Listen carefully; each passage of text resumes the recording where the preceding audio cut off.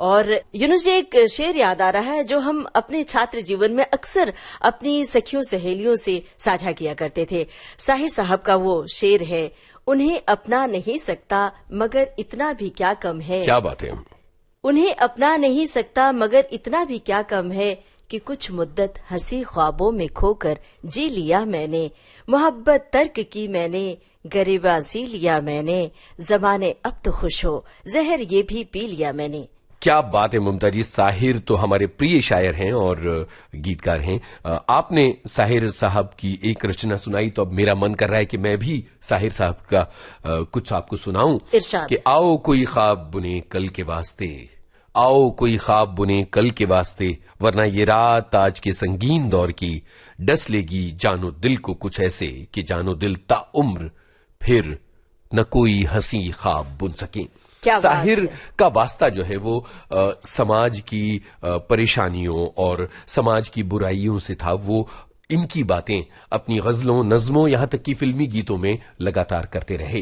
यूनुस जी, साहिर साहब हम सब के पसंदीदा शायर और गीतकार हैं और साहिर साहब की वो जो नज्म है वो सुबह कभी तो आएगी हम सब की पसंदीदा नज्म हो सकती है।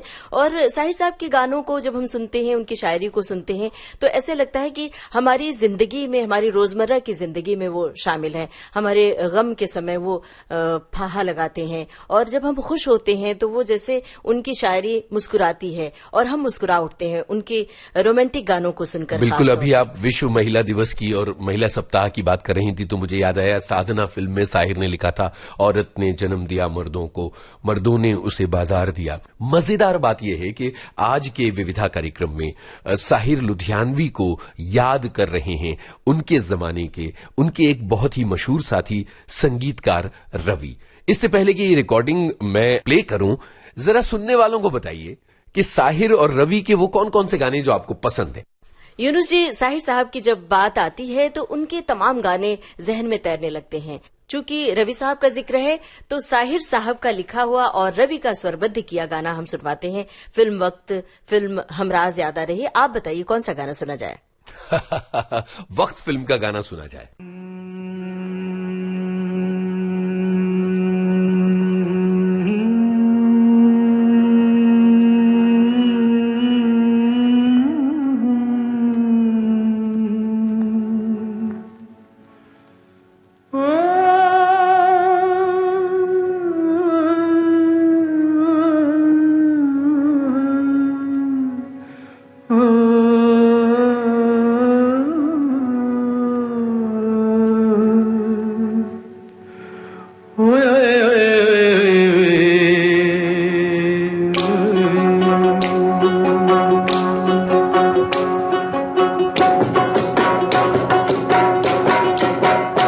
मेरी ज़ोहरा जबी तुझे मालूम नहीं, तू अभी तक है हंसी और मैं जवान, तुझ पे कुर्बान मेरी जान मेरी जान। ऐ मेरी ज़ोहरा जबी तुझे मालूम नहीं, तू अभी तक है हंसी और मैं जवान, तुझ पे कुर्बान मेरी जान मेरी जान।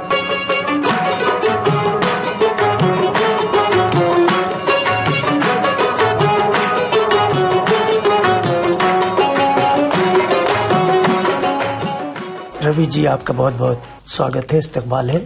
मैं रवि साहब से ये गुजारिश करूंगा कि वो ये फरमाएं कि साहिर साहब के कलाम से वो कब पहली बार मुतासिर हुए और कब उन्हें ये मौका मिला कि वो साहिर साहब के साथ काम करें। मैं साहिर साहब से पहली बार मिला जब फिल्म नौजवान बन रही थी। तो नौजवान फिल्म में मैं कोरस गाने के लिए ट्राई कर रहा था। उसके music director S D Burman साहब थे और मैं कोरस के लिए इसलिए ट्राई कर रहा था कि मैं यहाँ सिंगर बनने आया था। तो मैं कोरस के लिए ट्राई कर रहा था तो किसी ने कहा आप शायरों को मिलें, क्योंकि शायर जब बताएंगे आपको कि मैं इस म्यूजिक डायरेक्टर के साथ गाना लिख रहा हूँ और गाने में कोरस है।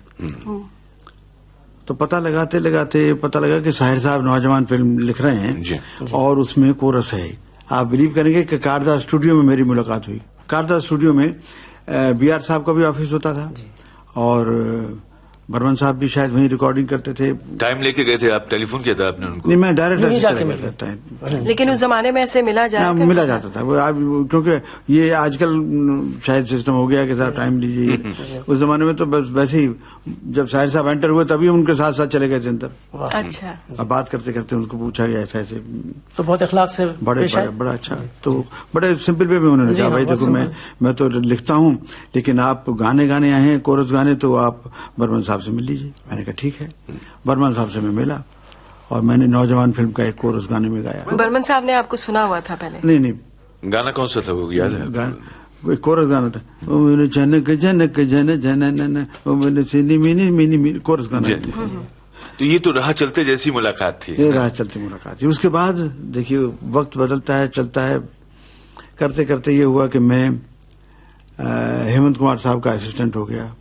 शर्त, सम्राट, नागिन, दुर्गेश नंदिनी, चंपाकली, ये सारी फिल्में फिल्मिस्तान की थी, सब में मैं असिस्टेंट था। शर्त फिल्म में एक गाना बड़ा पॉपुलर हुआ था, न ये चांद होगा न तारे रहेंगे, मगर हम हमेशा तुम्हारे रहेंगे, न ये चांद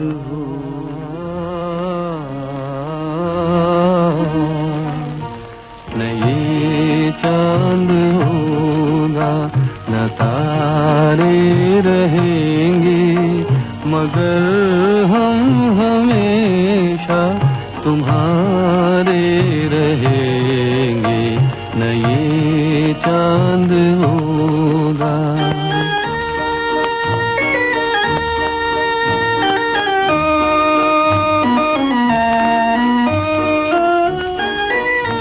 रवि साहब, इस बहाने तो क्या कि सारे संगीतकारों ने, गीतकारों ने, आप जैसे कलाकारों ने और गीतों ने आपके सुनने वालों से ये कह दिया है कि ना ये चांद होगा ना तारे रहेंगे, मगर हम हमेशा तुम्हारे रहेंगे। बिल्कुल। मैं ये पूछना चाहती थी कि साहिर साहब की शख्सियत में आपको क्या बहुत ज्यादा पसंद था, और क्योंकि आप बहुत ज्यादा उनके साथ हैं। मैं देखता था कि वो वैसे तो बड़े सिंपल जी, और मेरे साथ उनका काम करने का मतलब मौका मिलता था। रोजाना हम लोग बैठते थे, शाम को स्पेशली, जब वो भी अपना काम दिन भर का इधर उधर खत्म कर लेते थे, तो मेरे साथ क्योंकि पिक्चरें बीआर फिल्म्स की ज्यादातर होती थी, काम चलता रहता था। आज की तरह आजकल की तरह नहीं था। उस जमाने में हम रोज बैठते थे, कोई ना कोई चीज निकलती थी साथ में बैठकर, तो नोट कर लेते थे, अच्छा ये अच्छा है, मुझे को पसंद आ जाए उनकी शायरी, तो मैं कहता था इसको साहब ये इसको कहीं डालेंगे। तो वहाँ बैठे बैठे बहुत सारी बातें होती रहती थी। हाँ, जो जैसे आपने कहा कि बहुत सारी बातें होती थी म्यूजिक के अलावा, वही हम लोग जानना चाहते हैं। ऐसी बहुत सारी कौन सी बातें होती? जैसे एक दिन बैठे बैठे कहने लगे, एक बात आपको बताऊं। मैंने कहा फरमाइए। कि मैं कभी कभी लिख लेता हूं, मैंने 2 लाइन लिखी हैं, देश में इतने झंडे क्यों हैं, देश में इतने झंडे क्यों हैं, और सब झंडों में डंडे क्यों हैं। बहुत खूबसूरत, बड़ी मजेदार चीज है, कई दफा कहते थे वो। अच्छा, इस तरह मतलब कुछ मजाज साहब की कुछ शायरी सुनाएंगे, या पुराने शायरों की उनके एक किस्से उनको बताते थे। वो टची बड़े थे, जरा सी कोई बात उनको अगर कोई उल्टी बात लगे जो उनको मतलब जनरली ठीक नहीं हो, तो उनको बड़ा खराब लगता था। रवि साहब, हमने सुना कि वो अपनी शायरी को लेकर के भी बड़े टची थे और किसी तरह का हेर फेर उसमें पसंद नहीं करते थे। हाँ, हेर फेर का मतलब है कि कई दफा तब्दीली ये जो अपने जो कहते हैं प्रोड्यूसर्स के लड़के वगैरह होते हैं, यंग जनरेशन के, वो कई दफा बोलते हैं कि साहब ये वर्ड, तो कहते थे आपको क्या मालूम है, ये वर्ड इसमें यहाँ यही फिट होगा, यही अच्छा लगता है। बिल्कुल।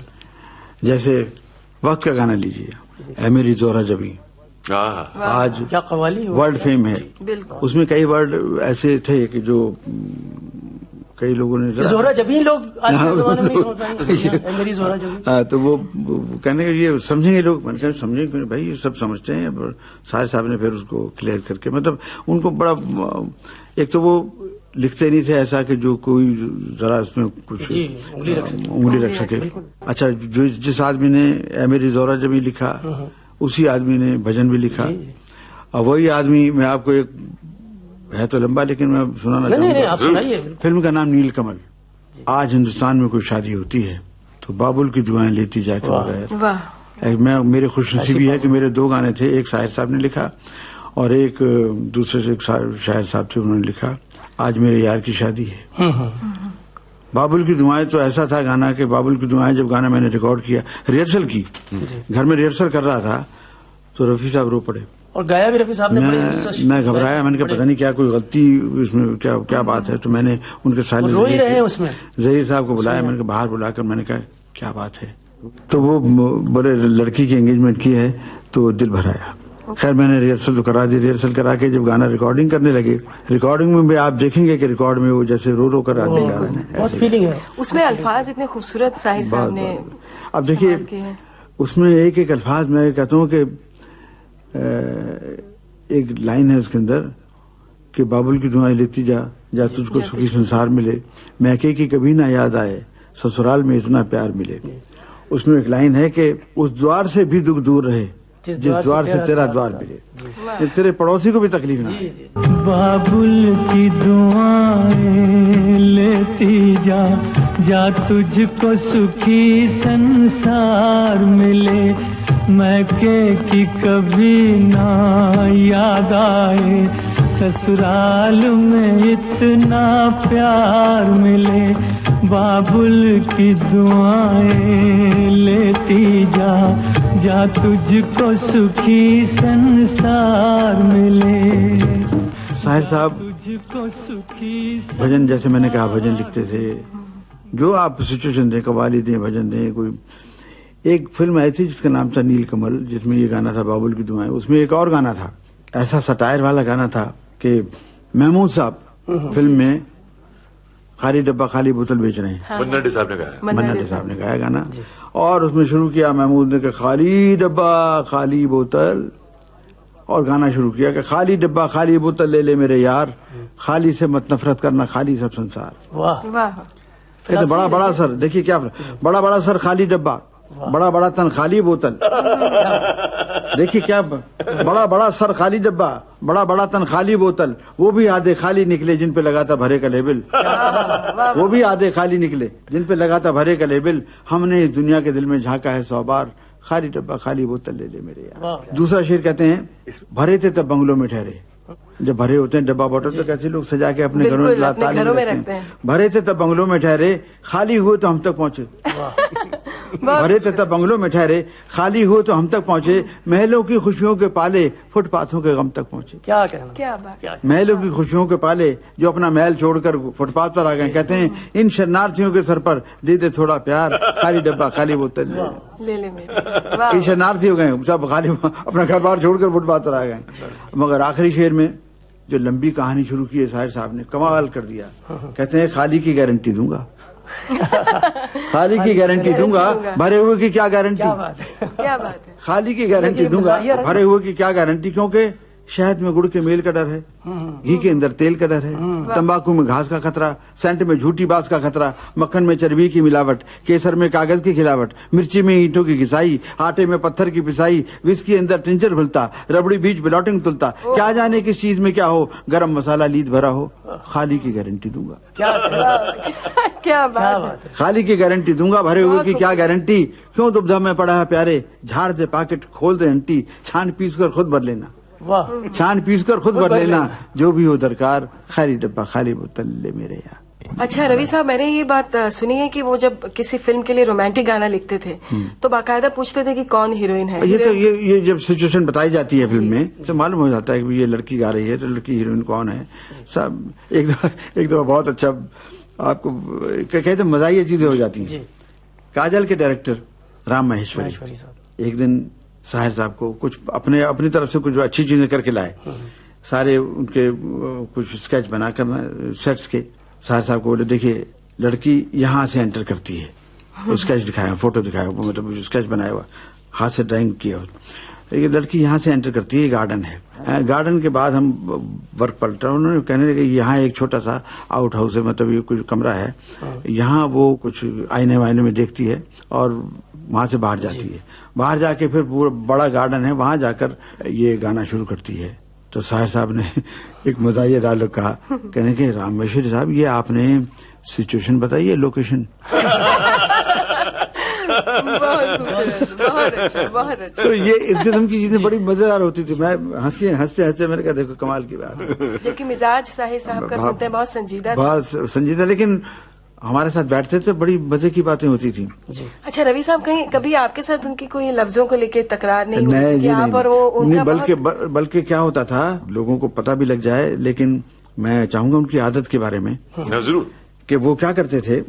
इतने, अगर आपका कोई किसी चीज पर हक है ना, या आपने कोई एक लाइन दी है तो आपको क्रेडिट देना चाहेंगे। वो मैंने 1-2 लाइन लिखी थी, बाय चांस वो चोपड़ा साहब को पसंद आ गई। कि धुन फिल्म में एक गाना था जहां देवन वर्मा कोठे पर खुद गाना गाते हैं, तो वाइफ को बोला तुम हटो अलग, मैं गाना गाऊंगा। मन्ना डे साहब से मैंने गवाया। साहिर साहब ने बड़ी अच्छी अच्छी गजलें लिख कर आए थे, लेकिन कुछ कहा गया उनको, जरा थोड़ी चीपनेस हो इसमें तो अच्छा है जरा से। मेरे पास 2 लाइन थी, मैंने कहा चोपड़ा साहब को सुना दी।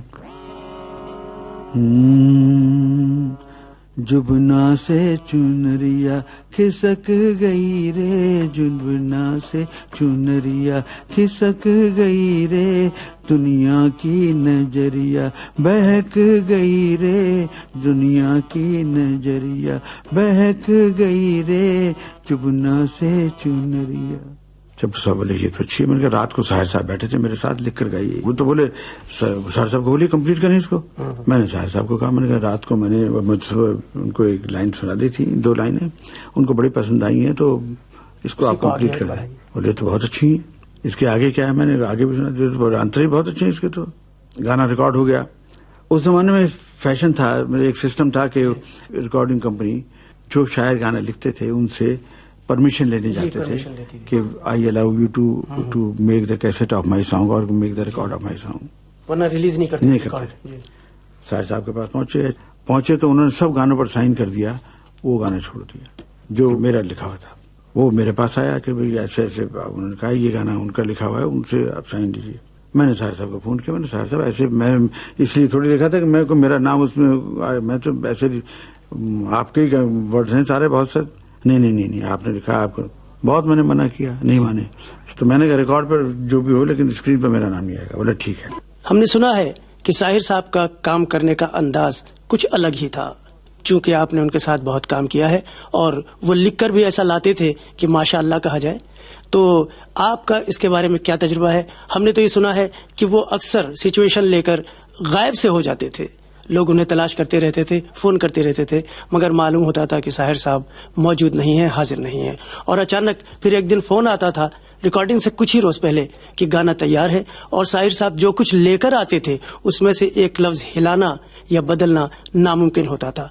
आपका क्या तजुर्बा है? बहुत ही मूडी थे। उन्होंने 2 कलियां फिल्म जी, बच्चे का गाना लिखा, फिल्म जो भी देखी हुई तो याद है। आप देखिए ऐसा गाना है बच्चों के ऊपर नहीं, बच्चों को कभी कोई गाना नहीं आया। बच्चे मन के सच्चे, सारे जग की आंख के तारे, ये वो नन्हे फूल हैं जो भगवान को लगते प्यारे। बच्चे मन, उसमें एक शेर कैसा है देखिए, खुद रूठें खुद मन जाएं फिर हम जोली बन जाएं, झगड़ा जिसके साथ करें अगले ही पल फिर बात करें, इनको किसी से बैर नहीं, इनके लिए कोई गैर नहीं, इनका भोलापन मिलता है सबको वहां पसारे। क्या बात है? बच्चे मन के सच्चे, बच्चे मन के सच्चे,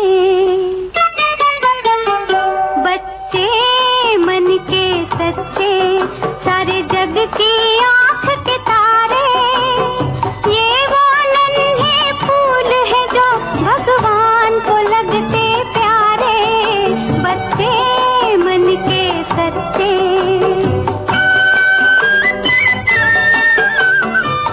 साहिर लुधियानवी को संगीतकार रवि ने याद किया कुछ इस तरह से, और ये अनमोल रिकॉर्डिंग विविध भारती के संग्रहालय से हम खोजकर खास श्रोताओं के लिए लेकर आए। बिल्कुल, और विविध भारती के संग्रहालय में जाएं, यानी दरवाजा खोलें तो जुगनू चमकते नजर आते हैं। जी बिल्कुल, अनमोल रिकॉर्डिंग्स के जुगनू।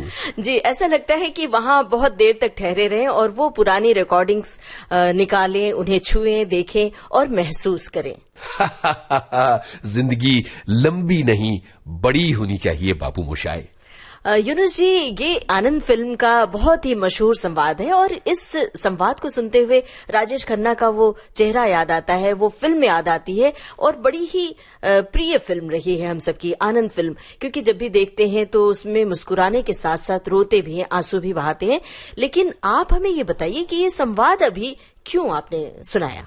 देखिए, इसकी एक खास वजह है और वो वजह ये है कि 12 मार्च 1971 को जी। फिल्म आनंद रिलीज हुई थी। ममता जी, आनंद भारतीय सिनेमा की एक कालजयी फिल्म है। ऋषिकेश मुखर्जी ने इसको निर्देशित किया और इसके लेखकों में शामिल थे बिमल दत्ता, गुलजार, डीएन मुखर्जी, ऋषिकेश मुखर्जी और बीरेन त्रिपाठी। और योगेश और गुलजार ने इस फिल्म के गाने लिखे थे और संगीत जो है वो सलील दा का था। आनंद जो है वो जितनी बार भी देखें वो फिल्म उतना ही गहरा असर करती है। बिल्कुल सही फरमा रहे हैं आप। यादगार फिल्म है, कालजयी फिल्म है, तो अब इसी बहाने इस फिल्म को हमारे श्रोता फिर से देखें, ये गुजारिश है, और इस फिल्म के बारे में जानकारी तो हासिल करें। बिल्कुल, तो ऐसा करते हैं कि आज के इस विविधा कार्यक्रम में हम आपको सुनवाते हैं फिल्म आनंद का एक संवाद और उसके बाद आनंद का वो मशहूर गीत जिंदगी कैसी है पहेली। और कितनी बार मुझे याद दिलाते रहो कि मेरे दिल पूरे हो चुके हैं, मेरा आखिर आ गया है। बाबू मोशाय, आज तक किसी ने अपनी मौत नहीं देखी, लेकिन मैं वो अभागा हूं जो हर रोज, हर पल, हर लम्हा अपनी मौत देख रहा है। तुम्हारे चेहरे पर, तुम्हारी आंखों में। नहीं बाबू मोशाय, नहीं, मैं अपनी मौत देख सकता हूं, लेकिन तुम्हारा ये डरा हुआ चेहरा नहीं देख सकता।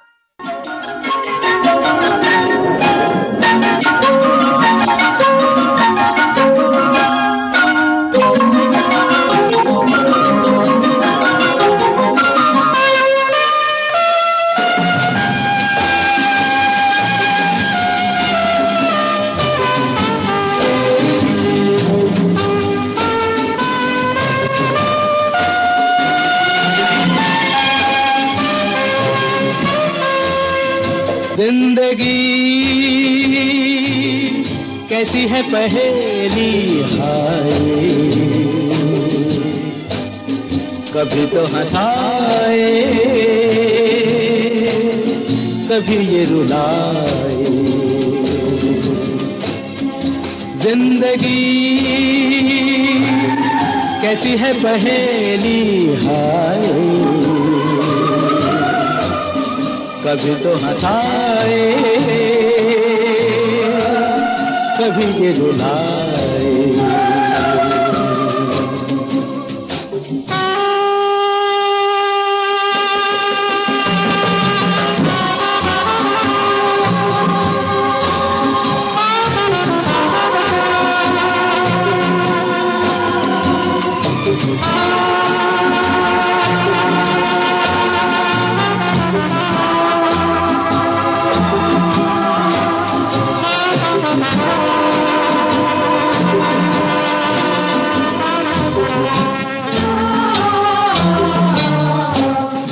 तो भी देखो मन नहीं जागे,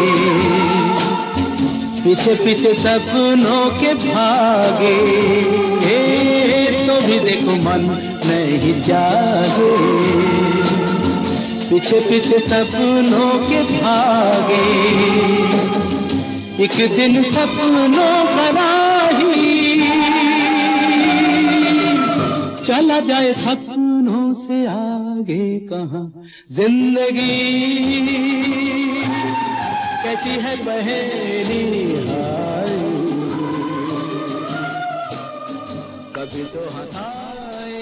आनंद फिल्म के इस गाने के बाद यूनुस जी, हमने शुरुआत में तोहफे की बात की थी, तो एक बड़ा ही नायाब तोहफा और है। चरित्र अभिनेता इफ्तिखार से डॉक्टर अचला नागर की ये बातचीत है, कहिए तो सुनवा दी जाए। बिल्कुल, इफ्तिखार का नाम आते ही ऐसा वर्दी में एकदम एक कड़क पुलिस ऑफिसर की छवि उभरती है जहन में, क्योंकि कई फिल्मों में उन्होंने पुलिस ऑफिसर का किरदार निभाया है। सुनते हैं ये बातचीत। नमस्कार इफ्तिखार साहब। नमस्ते हसला जी।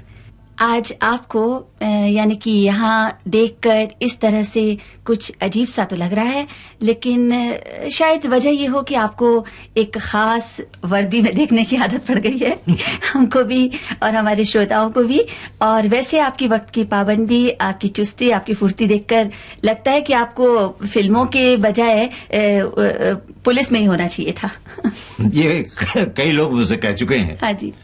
होना तो नहीं चाहिए था, लेकिन अब करीब करीब पुलिस में ही हूँ, समझिए। मतलब यानी इतनी पिक्चरों में रोल कर चुका हूँ पुलिस के कि अब तो पुलिस वाले भी अक्सर धोखा खा जाते हैं। अच्छा जी हाँ, ऐसा कभी हुआ आपके साथ? कई मरता। हाँ। एक मरता मैं एक तरफ से गुजर रहा था, इत्तेफाक से रॉन्ग टर्निंग मैंने ले ली। हाँ। वो रास्ता आने के लिए सही नहीं था उस वक्त, नो एंट्री वाला मामला था। तो जैसे ही मैंने टर्न लिया, रात का वक्त था, तो एक साहब सिपाही कोने में कहीं छुपे हुए खड़े थे। वो फौरन डायरी निकालते हुए आए, भागते हुए आए, रुको रुको, थामा थामा। मैं रुक गया, भाई गाड़ी चला रहा था। हाँ। तो जैसे ही रुका वो मेरे करीब आए, मुझे देखा उन्होंने, देख करके सलाम मारा। अच्छा। ओ साहब आप हैं यहाँ पे, हाँ जाइए जाइए। तो अक्सर मेरे साथ ऐसा होता है। देखिए हमारा जो ख्याल था बिल्कुल सही था। वैसे इफ्तिखार साहब एक बात बताइए, ये जो आप फिल्म में आए तो ये आना एक पहले से सोची समझी बात थी या एक इत्तेफाक था कि आप फिल्म से जुड़े? क्योंकि मैंने आपकी बनाई कुछ पेंटिंग्स देखी हैं और कहीं ये भी पढ़ा था कि आपने अशोक कुमार साहब को भी पेंटिंग सिखलाई थी। जी हाँ। तो वहां से इस तरफ मुड़ाना? ये नहीं, ये तो पेंटिंग सिखाने का सिलसिला जो है ये तो बाद में शुरू हुआ। वो तो ऐसे ही मजाक था एक तरीके से। लेकिन ये आपने एक लफ्ज अच्छा इस्तेमाल किया था कि फिल्म में आना जो है वो मेरे लिए एक इत्तेफाक था। अच्छा। मैं फिल्म में आने का इतना ज्यादा शौक नहीं था, मुझे गाने का भी शौक था। वो तो आपकी जाहिर है आपकी आवाज बतला रही है। वो आवाज तो अब ऐसे ही हो गई है, सिगरेट पी पी के, और वो उम्र का तकाजा है, उसके बाद तो आवाज खराब हो ही जाती है थोड़ी बहुत। लेकिन उस जमाने में वहां मैं सैगल साहब और पंकज मलिक और ये वो इस किस्म के गाने काफी गा लिया करता था। उस जमाने में लोग यही गाते थे। जी हाँ। और गाने के सिलसिले में कलकत्ते भी गया था। अच्छा। मैं लखनऊ आर्ट स्कूल में, school of arts and craft उसका नाम था उस जमाने में, वहां पढ़ता भी था, पेंटिंग सीखता था, फाइन आर्ट्स।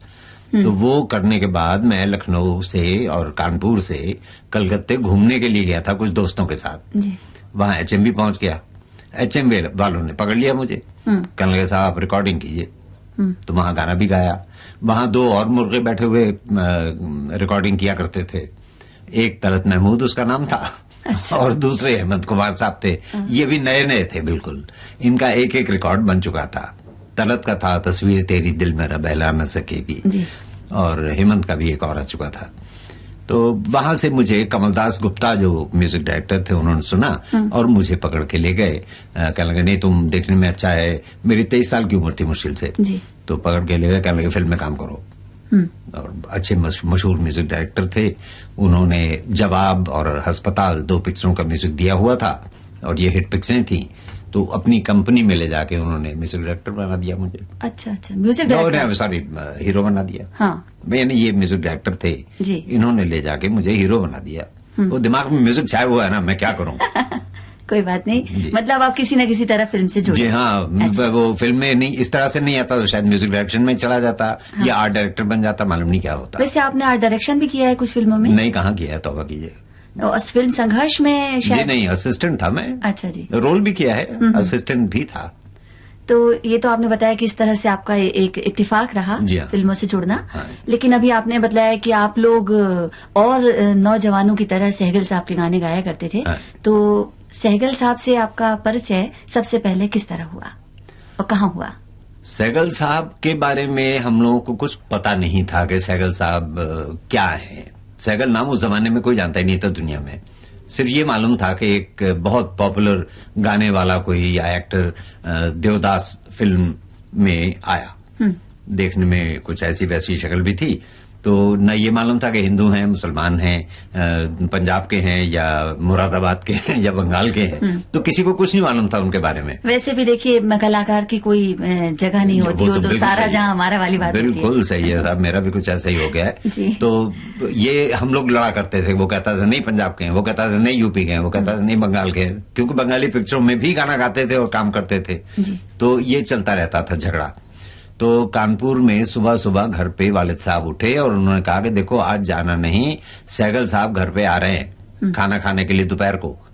तो संडे का दिन था, मैंने कहा कि साइकिल कौन? कहने लगे वही तुम्हारा साइकिल जिसके लिए तुम लोग दीवाने हो सबके सब आजकल।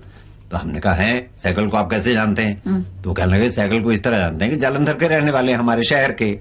तो बस साइकिल उठाई मैंने और सब दोस्तों को जाके एकदम से खबर की कि भाई साइकिल साहब हमारे घर पे आ रहे हैं, चलो चलो चलो। तो जितने दोस्त दीवाने थे और जो अपने खास दोस्त थे सब भागे भागे आए और साइकिल वाले साहब के सामने तो कोई खड़ा नहीं हो सकता था, न मैं न दोस्त। तो पीछे घर के साइकिल सर्वेंट्स क्वार्टर की तरफ ले जाके गाड़ी खड़ी कर दी और वहां साइकिल छुपा के अपने आराम से पीछे से झांक झांक के देख रहे हैं कि साइकिल साहब आएंगे।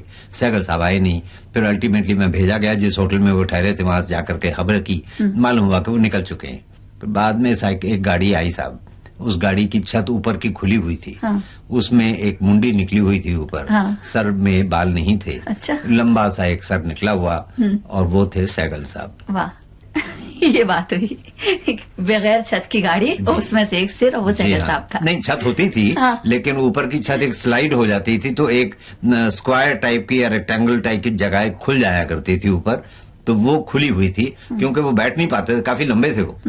अच्छा एक बात बताइए, जबकि आप गा भी लेते थे तो आपने फिल्मों में अभिनय के साथ साथ सहगल साहब की तरह गाने भी गाए होंगे या नहीं गाए? तो क्यों नहीं गाए?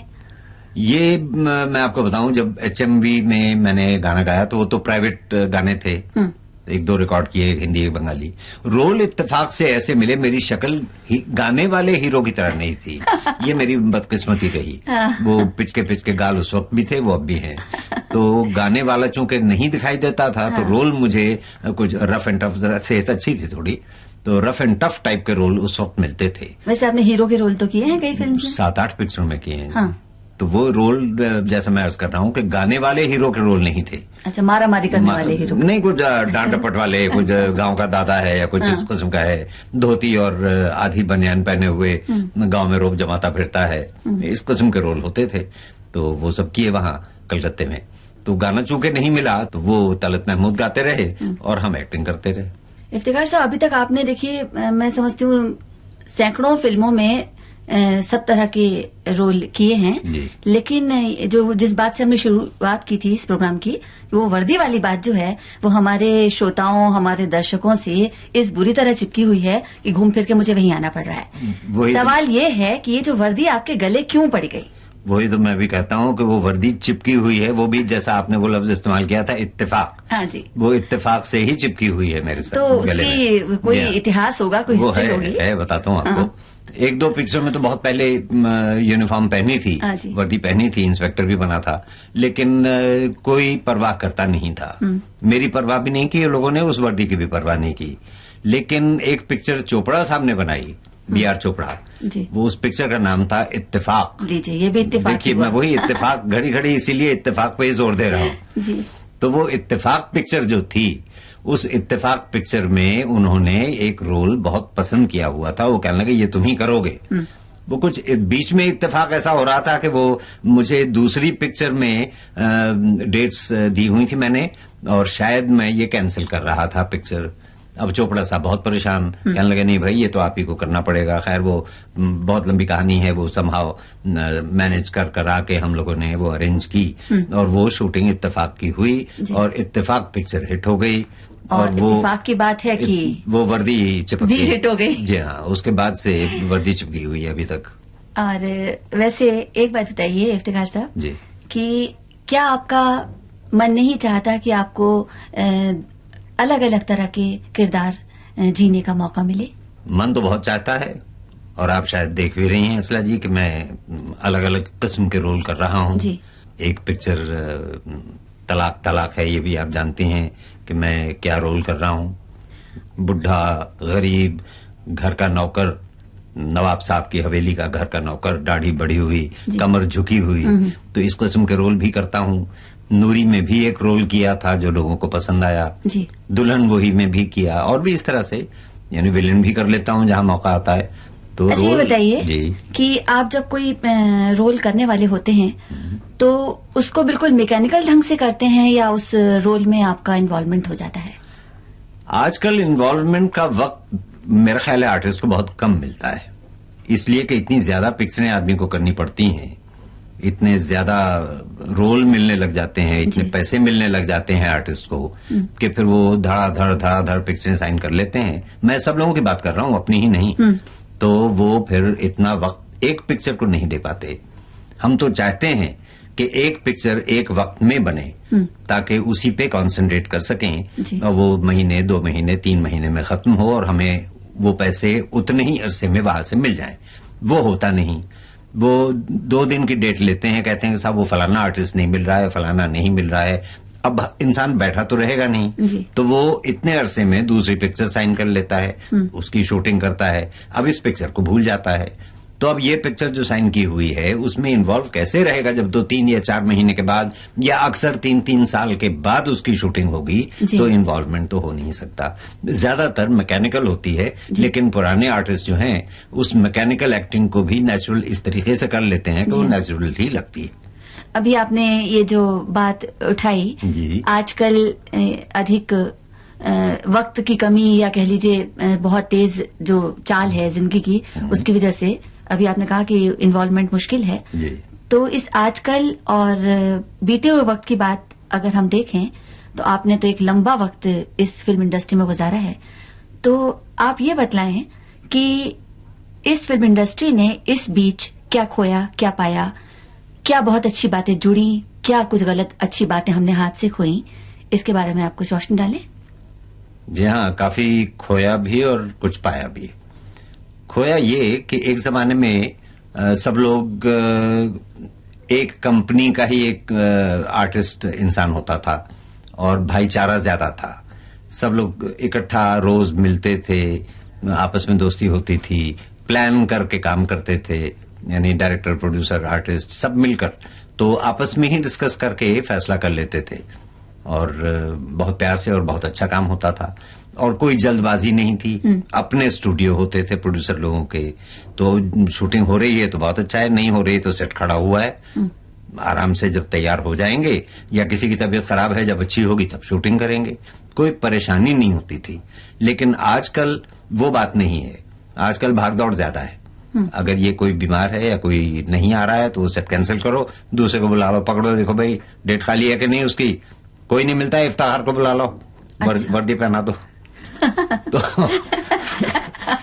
तो आजकल ये हो रहा है। ये देखिए फर्क है। देखिए दूसरी चीज, पहले के आर्टिस्ट जो थे या पहले जिस तरह काम होता था, वक्त पे पहुंचकर और वक्त पे ही हर चीज शुरू होती है। जैसे 9:30 का शिफ्ट है, 9 बजे का है, तो हर आर्टिस्ट 9 बजे तैयार, ये नहीं कि 9 बजे सेट पे पहुंचे, आई मीन स्टूडियो में पहुंचे, 9 बजे मेकअप करके तैयार होके यानी सेट पे मौजूद होता था।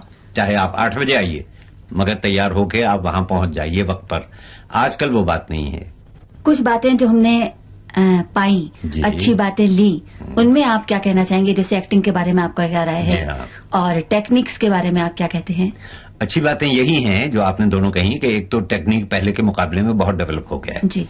हमारे पास इक्विपमेंट बहुत अच्छे किस्म का और लेटेस्ट आया हुआ है।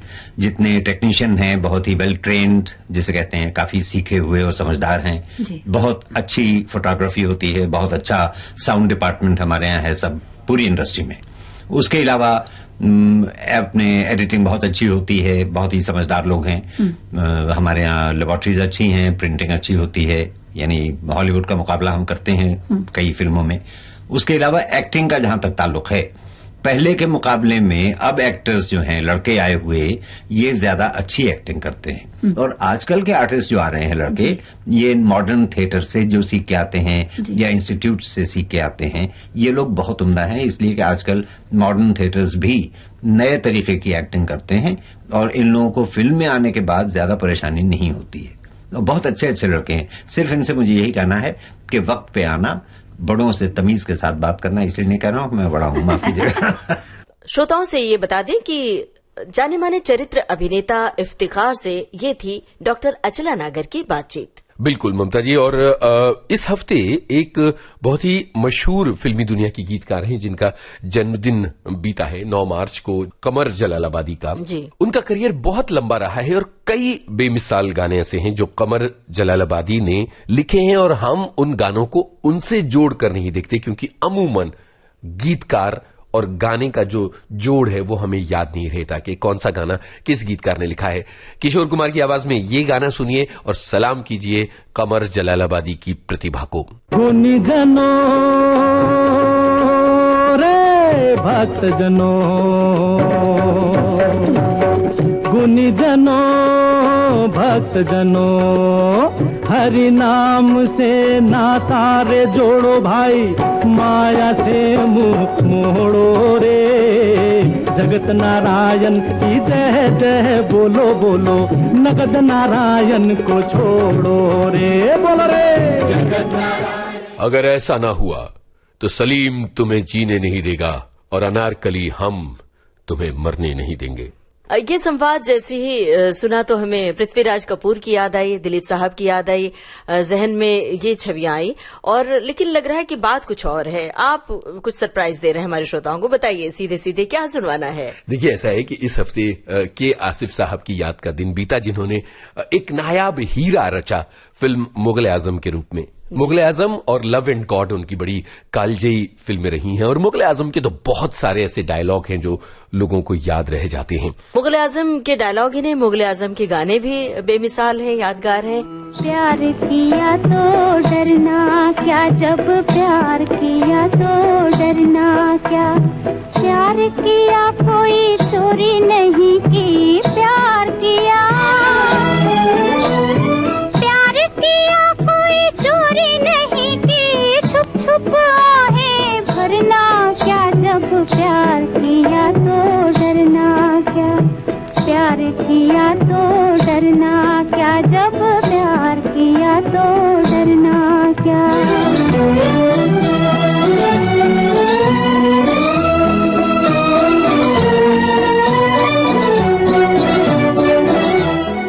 ममता जी, विविधा कार्यक्रम के इस अंक में एक तरफ तो साहिर लुधियानवी थे, दूसरी तरफ भानु अथैया, हमने इफ्तिखार की बातें की, के आसिफ और कमर जलालाबादी की बातें भी की और इस कार्यक्रम में आपके आने से बहुत आनंद आया। तो अब चलें संग्रहालय की तरफ, जहां यादों के जुगनू चमकते हैं, क्योंकि अब आज के इस कार्यक्रम का वक्त तो हो रहा है खत्म। देखिए यूनुस जी, अगर फिर से हम संग्रहालय की ओर जाएंगे तो अपने कार्यक्रम का समय बढ़ाना पड़ेगा, इसलिए फिलहाल के लिए विराम देते हैं।